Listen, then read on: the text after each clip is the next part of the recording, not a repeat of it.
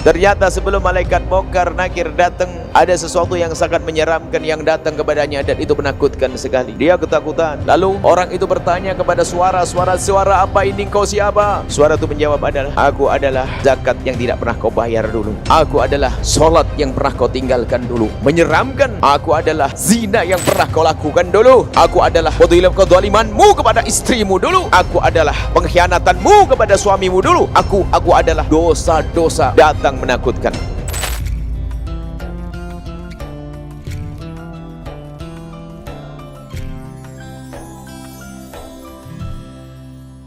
Sekarang serius Anda fahami akhirat ini. Perjalanan Anda, coba semua Anda ini yang berbicara akan mati. Anda akan mati, Anda akan mati semuanya. Semoga panjang umur semuanya. Jangan buru-buru mati. Pengen lihat cucu? Pengen lihat cucu, Bu? Betul. Enggak lihat cicit sampai cucu mati, mau? Minta tambah lagi sampai cicit, pengen lihat. Oke. Semua akan mati, lihat. Saya akan mati.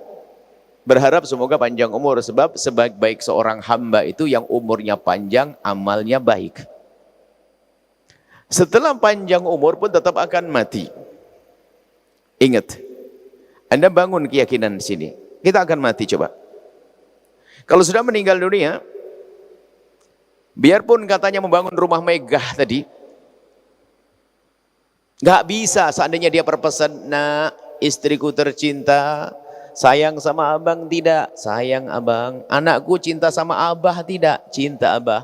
Tolong nak ya, nanti kalau abah mati biar di kasur ini saja, jangan dibawa ke kubur, nak. Nggak ada yang mau dengar.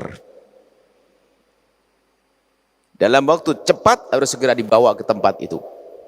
Kalau kita pergi sekarang pun serem di tempat itu. Mau tidak mau, coba bayangkan. Rumah megah yang Anda bangun, Anda akan tinggalkan. Mobil mewah yang Anda beli, budak Anda akan tinggalkan. Lihat, itulah keadaan kita. Kalau kita sudah mati seperti itu, yang biasanya bisa teriak, tidak bisa lagi berteriak.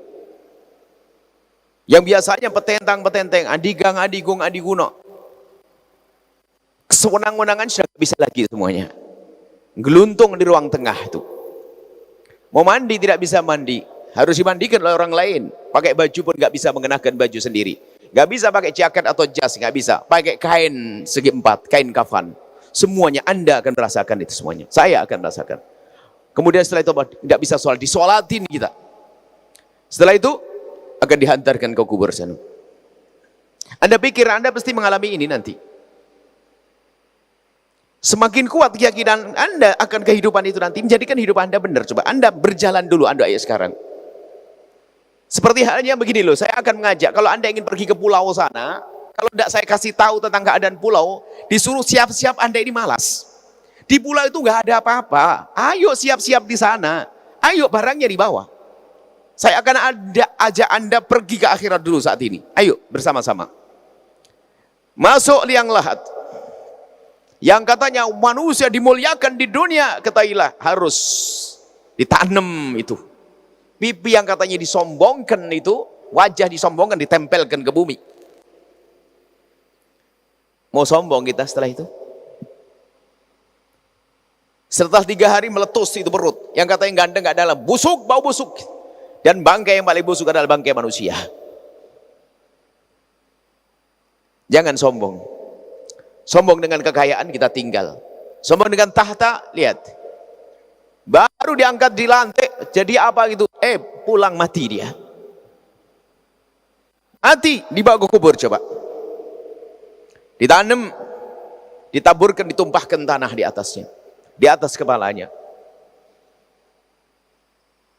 Anda harus yakin ini bahasa itu ada di alam barzakh. Kemudian setelah ditanam di kubur, kita mendengar suara langkah kaki berjalan yang semakin jauh, semakin jauh. Padahal dia siapa? Orang yang katanya sangat mencintai kita. Dia nggak bisa bertahan kecuali beberapa menit di atas kubur kita. Lalu dia pergi. Kemudian di saat itu, lihat. Ada pertanyaan. Kalau ini pertanyaan di dunia ini Ini 77 pertanyaan urusan di dunia. Sekarang saya akan bicara tentang pertanyaan nanti di alam barzah. Nanti lihat. Ini ada plus. Sementara ini dipamerkan 77 pertanyaan. Saya tambahin sekarang. Anda lihat, Anda rasakan. Jangan mikir kematian orang lain. Anda tidak serius nanti. Jangan mikir kematian orang lain. Masuk liang lahat, dikubur. Itu hanya untuk menyimpan jasad kita. Alam kita berubah, bukan di situ. Kita masuk alam barzah. Ketahuilah nama ada pertanyaan kubur. Tapi ingat, sebelum pertanyaan kubur, sebelum ditanya oleh malaikat Munkar Nakir, sudah ada mukaddimah. Suasana keadaan di kubur tadi. Anda yang orang baik seperti ini, lihat. Di saat berada di alam kubur, Anda tidak merasa ketakutan, tidak merasa gentar di alam barzah. Karena tiba-tiba ada yang datang kepada Anda. Lalu Anda bertanya, karena menjelma dalam bentuk yang sangat indah, yang sangat bagus. Lalu Anda bertanya, siapa engkau? Maka sesuatu yang Anda lihat bagus tersebut berkata, aku adalah solat yang pernah kau lakukan dulu. Lalu datang lagi, siapa engkau? Aku adalah lemah lembutmu kepada istrimu dulu. Atau aku adalah pengabdianmu kepada suamimu kalau mayatnya perempuan. Ada datang suara lagi, apa itu? Aku adalah bantuanmu kepada fakir miskin.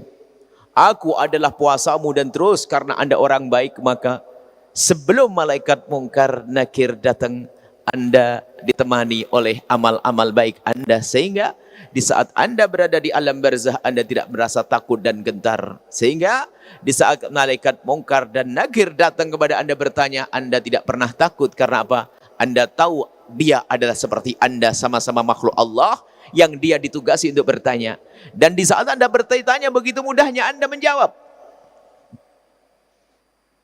Anda begitu mudah menjawab. Man rabbuk, Allah Rabbi, dan seterusnya dan seterusnya. Kemudian malaikat pemerintah menyerahkan Anda kepada malaikat agar diberi kenikmatan surga sampai nanti dibangkitkan di padang mahsyar. Belum lagi dilanjutkan kisah di padang mahsyar. Karena Anda orang baik, maka di padang mahsyar pun Anda tidak pernah merasakan kesusahan seperti yang selama ini Anda dengar kisah keadaan padang mahsyar. Bahkan karena Anda orang baik, bicara amal-amal baik dan seterusnya, maka ternyata Anda melewati padang mahsyar adalah dengan cepat hingga menyeberang Shiratal Mustaqim, lalu Anda masuk surga Allah. Akan tapi di sana ada satu, di kubur yang lainnya, wahai hamba Allah, di kubur yang satunya lagi, mulai dari dimandikan, disolati, diantarkan ke kubur, ternyata sebelum malaikat Munkar Nakir datang, ada sesuatu yang sangat menyeramkan yang datang kepadanya, dan itu menakutkan sekali. Dia ketakutan. Lalu orang itu bertanya kepada suara apa ini, engkau siapa? Suara itu menjawab adalah, aku adalah zakat yang tidak pernah kau bayar dulu. Aku adalah solat yang pernah kau tinggalkan dulu. Menyeramkan. Aku adalah zina yang pernah kau lakukan dulu. Aku adalah kezalimanmu kepada istrimu dulu. Aku adalah pengkhianatanmu kepada suamimu dulu. Aku adalah dosa-dosa datang menakutkan. Anda bayangkan, itu kehidupan di alam barzah nanti. Hingga datanglah malaikat Munkar Nakir, dan di saat ditanya oleh malaikat Munkar Nakir, dikatakan bahwa suaranya lebih lantang dari halilintar. Anda dalam kesunyian malam, kalau mendengar suara semacam itu, kalau mendengar suara, Anda akan ketakutan. Bagaimana jika Anda mendengar suara apa? Suara kayak halilintar. Ini pernah kami sampaikan di tempat yang berbeda, cuman kami akan lebih khusus kami sampaikan dengan pertanyaan ini. Nah, di saat seperti itu lihat orang ketakutan, tersiksa. Lah ini kenapa perbedaan orang ini? Ketakutan sampai nanti gak bisa menjawab, lalu oleh malaikat diserahkan, wahai malaikat, Ini orang nggak benar, kasih siksa, diambilkan daripada siksa neraka hingga sampai dibangkitkan di padang mahsyar. Tersiksa ketakutan dan seterusnya.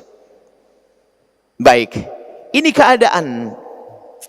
Lalu kalau orang sudah mengerti seperti itu,